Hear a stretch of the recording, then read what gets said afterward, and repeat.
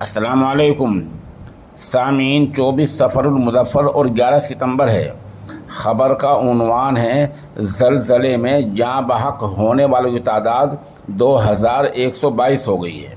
आपको पता ही है कि अफ्रीकी देश मराकश में यह ज़लज़ला जुमे की रात में आया था।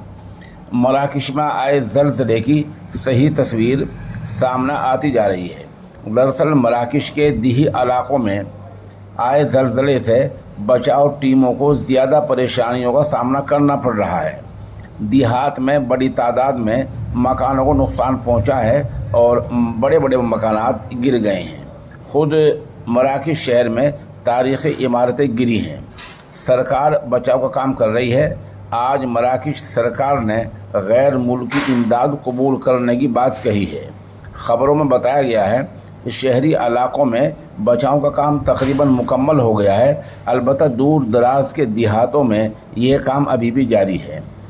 कहा गया है कि ज़लज़ले की जद में आए जाँ बहक होने वालों की तादाद में इजाफ़ा हो सकता है। तो देहात में अभी बचाव काम जारी है और वहाँ से लाशें बरामद हो रही हैं।